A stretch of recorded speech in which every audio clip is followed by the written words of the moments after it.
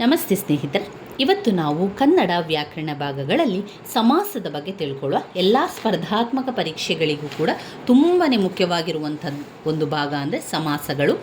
ಈ ಸಮಾಸಗಳಲ್ಲಿ ನಾವು ಈಗಾಗಲೇ ತತ್ಪುರುಷ ಸಮಾಸದ ಬಗ್ಗೆ ಸರಿಯಾಗಿ ತಿಳ್ಕೊಂಡಿದ್ದೇವೆ. ಇವತ್ತು ಕರ್ಮಧಾರೆಯ ಸಮಾಸದ ಬಗ್ಗೆ ತಿಳ್ಕೊಳ್ಳೋಣ.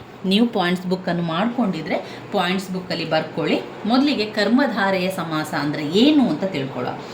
ಕರ್ಮಧಾರೆಯ ಸಮಾಸ ಇಲ್ಲಿ ಉತ್ತರ ಪದದ ಅರ್ಥವೇ ಪ್ರಧಾನವಾಗಿದ್ದು ಪೂರ್ವ ಪದಕ್ಕೂ ಉತ್ತರ ಪದಕ್ಕೂ ವಿಶೇಷ ಸಂಬಂಧವಿದ್ದರೆ ಅದು ಕರ್ಮಧಾರೆಯ ಸಮಾಸ.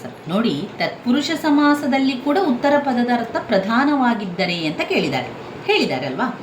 ಇಲ್ಲಿ ಉತ್ತರ ಪದದ ಅರ್ಥ ಪ್ರಧಾನ ಆಗಿರ್ತದೆ, ಆದರೆ ಅದರ ಜೊತೆಗೆ ಪೂರ್ವ ಪದದ ಉತ್ತರ ಕೂಡ ವಿಶೇಷ ಮತ್ತು ವಿಶೇಷಣ ಸಂಬಂಧವನ್ನು ಹೊಂದಿದ್ರೆ ಅದನ್ನು ನಾವು ಏನು ಹೇಳ್ತೇವೆ?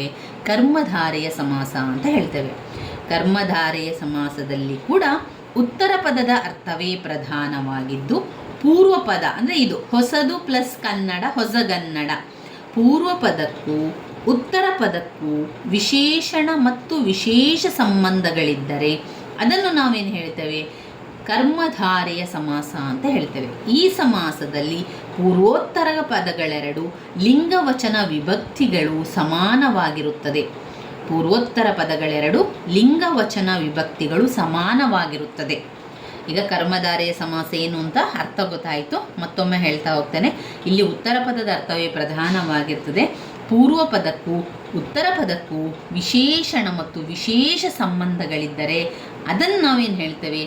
ಕರ್ಮಧಾರೆಯ ಸಮಾಸ ಅಂತ ಹೇಳ್ತೇವೆ. ಈ ಸಮಾಸದಲ್ಲಿ ಪೂರ್ವೋತ್ತರ ಪದಗಳೆರಡು ಲಿಂಗವಚನ ವಿಭಕ್ತಿಗಳಿಗೆ ಸಮಾನವಾಗಿರುತ್ತದೆ. ಉದಾಹರಣೆಗಳನ್ನು ನೋಡ್ಕೊಳ್ಳುವ. ವಿಶೇಷಣ ಮತ್ತು ವಿಶೇಷ ಸಂಬಂಧಗಳು ಬಂದಾಗ ಕರ್ಮಧಾರೆಯ ಸಮಾಸ. ಹೊಸದು ಪ್ಲಸ್ ಕನ್ನಡ, ಹೊಸಗನ್ನಡ.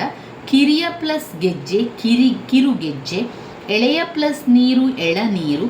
ಉರಿಯುವ ಪ್ಲಸ್ ಬೇಸಗೆ, ಉರಿ ಬೇಸಗೆ. ಕಪ್ಪಾದ ಮೋಡ, ಕಾರ್ಮೋಡ.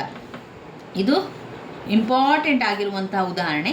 ತುಂಬಾ ಹಳೆಯ ಪ್ರಶ್ನೆ ಪತ್ರಿಕೆಗಳಲ್ಲಿ ನೀವು ನೋಡಿದರೆ, ಹಳೆಯ ಪ್ರಶ್ನೆ ಪತ್ರಿಕೆಯಲ್ಲಿ ಕರ್ಮಧಾರೆಯ ಸಮಾಸ ಅಂತ ಬಂದಾಗ ಇದೇ ಉದಾಹರಣೆಯನ್ನು ಅವರು ಕೊಡುವಂಥದ್ದು. ಕಪ್ಪಾದ ಮೋಡ. ಮೋಡ ಯಾವ ರೀತಿಯಾಗಿದೆ? ಅದು ಕಪ್ಪಾಗಿದೆ. ಆದ್ದರಿಂದ ಪೂರ್ವಪದ ಕಪ್ಪಾದ ಎನ್ನುವಂಥದ್ದು ಕೂಡ ವಿಶೇಷ ಅರ್ಥವನ್ನು ಕೊಡ್ತದೆ. ಮೋಡ ಎನ್ನುವಂಥದ್ದು ಕೂಡ ವಿಶೇಷ ಅರ್ಥ. ವಿಶೇಷಣ ಮತ್ತು ವಿಶೇಷ ಉತ್ತರ ಪದದ ಅರ್ಥವು ವಿಶೇಷವಾಗಿದ್ದರೆ ಅದು ಕರ್ಮಧಾರೆಯ ಸಮಾಸ. ಇಲ್ಲಿ ಮೋಡ ಎನ್ನುವಂಥದ್ದು ವಿಶೇಷವಾಗಿದೆ, ಪೂರ್ವ ಪದವು ಅದರ ವಿಶೇಷಣ ಆಗಿದೆ.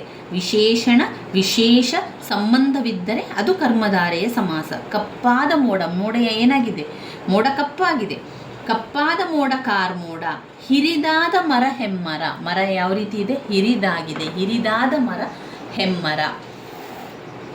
ಕಪ್ಪಾದ ಹೊಗೆ,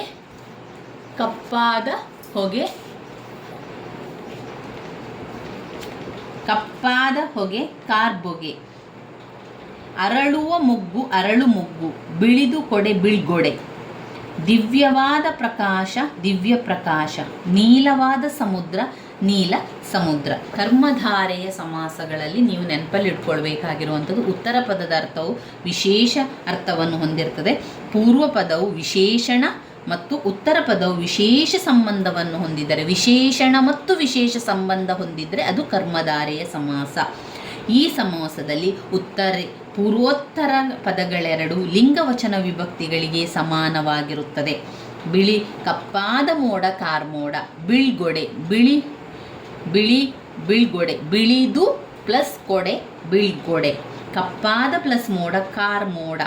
ಹಿರಿದಾದ ಮರ, ಹೆಮ್ಮರ ಎನ್ನುವ ಅರ್ಥ ಕೊಡುವುದು ಕರ್ಮಧಾರೆಯ ಸಮಾಸದಲ್ಲಿ. ಕರ್ಮಧಾರೆಯ ಸಮಾಸದಲ್ಲಿ ಉಪಮಾನ ಮತ್ತು ಉಪಮೇಯ ಭಾವ ಸಂಬಂಧದಿಂದಲೂ ಪೂರ್ವೋತ್ತರ ಪದಗಳಿರುತ್ತದೆ.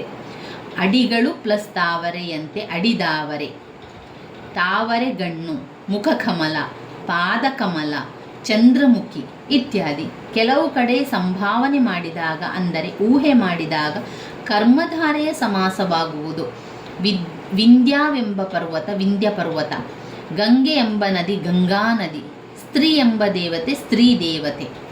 ಈ ರೀತಿಯಾಗಿ ಬರ್ತದೆ. ಇವಿಷ್ಟು ಕರ್ಮಧಾರೆಯ ಸಮಾಸಗಳಲ್ಲಿ ನಾವು ತಿಳ್ಕೊಳ್ಬೇಕಾಗಿರುವಂಥ ವಿಚಾರಗಳಾಗಿದೆ. ಕರ್ಮಧಾರೆಯ ಸಮಾಸ ಅಂದರೆ ಉತ್ತರ ಪದವು ಅರ್ಥವು ವಿಶೇಷವಾಗಿರ್ತದೆ. ಹಾಗೆ ಪೂರ್ವ ಪದ ವಿಶೇಷಣ ಮತ್ತು ಉತ್ತರ ಪದ ವಿಶೇಷಣ ಮತ್ತು ವಿಶೇಷ ಸಂಬಂಧಗಳನ್ನು ಹೊಂದಿದರೆ ಅದು ಕರ್ಮಧಾರೆಯ ಸಮಾಸ. ಒಂದು ಉದಾಹರಣೆ ನೆನಪಲ್ಲಿ ಇಟ್ಕೊಳ್ಳಿ. ಕಪ್ಪಾದ ಮೋಡ ಕಾರ್ಮೋಡ, ಕಪ್ಪಾದ ಮೋಡ ಕಾರ್ಮೋಡ, ಹಿರಿದಾದ ಮರ ಹೆಮ್ಮರ. ಆಮೇಲೆ ಬಿಳಿದು ಪ್ಲಸ್ ಕೊಡೆ ಬಿಳ್ಗೊಡೆ. ಇದನ್ನಿಷ್ಟು ಉದಾಹರಣೆಯನ್ನು ನೆನಪಲ್ಲಿಟ್ಕೊಳ್ಳಿ ಸ್ನೇಹಿತರೆ ಕರ್ಮಧಾರೆಯ ಸಮಾಸದ ಬಗ್ಗೆ. ಉದಾಹರಣೆ ನಿಮಗೆ ಗೊತ್ತಾದರೆ ಅದರ ಮುಖಾಂತರ ನಿಮಗೆ ಯಾವ ಸಮಾಸ ಕೊಟ್ಟಿದ್ದಾರೆ ಅಂತ ಗೊತ್ತಾಗಲಿಕ್ಕೆ ಸಹಾಯ ಆಗ್ತದೆ. ಮುಂದಿನ ವಿಡಿಯೋದಲ್ಲಿ ನಾವು ಅಂಶಿ ಸಮಾಸದ ಬಗ್ಗೆ ತಿಳ್ಕೊಳ್ಳುವ. ಧನ್ಯವಾದಗಳು.